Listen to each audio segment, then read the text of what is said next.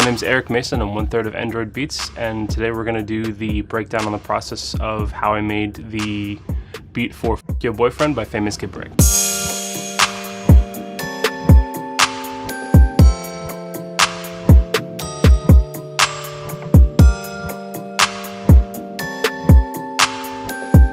When I started on this beat, I had no idea it was even for Famous Kid Brick. It was just in a batch of like 30 beats for that week I was trying to make, and I didn't know till 2 or 3 weeks later that the beat was for him, and I'm like, holy crap, this is awesome. Honestly, it kind of varies from beat to beat what I start with, but I know with this one specifically, I started with the keys. I used this VST called Serum and a third-party VST library called Chainsmoking by Echo Soundworks, and it had this really cool kind of like Celesta key vibe, and I just did some quick jazz chords. It was just like a 4-chord measure and then looped it, and then I added the kick and the snare. I added this really cool plugin called Sausage Fattener to really beef up the kick, and just a regular like 808 snare, and then I added some like kind of like crispy hi-hats. Me and Knowledge had been working on adding some extra percussive elements to beats to try and make them feel more like lively and earthy and real,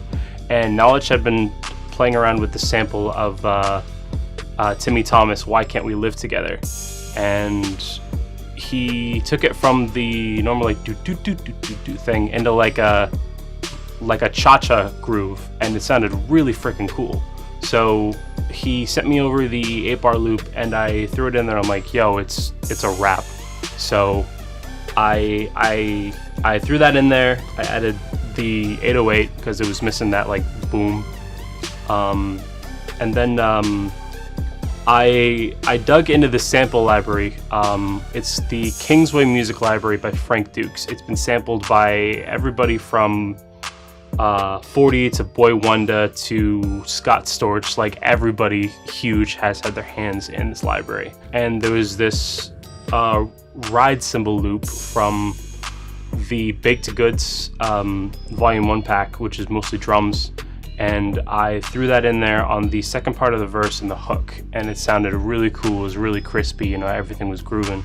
Then I added an arpeggio from Nexus. I believe it's called Bullet Time. It's one of the stock ones, and then I just tweaked a couple things to make it, you know, really like slap. Then I added a Nord lead on the hook, that the da da da da da da da da da part, and then I just formatted everything through, and it sounded friggin' cracked. And you know, once I wrapped that up and sent it over to Knowledge, and he played it for Brick, and he's like, yo, this is it. It's crazy. I love his style. I love his energy on the track. He actually reached out to Swag Hollywood in Atlanta, and they both crushed the record. Big shout out to We Co-Signers and Creative Insight Studios for having me on today, and you can follow me at NdroiDBeats.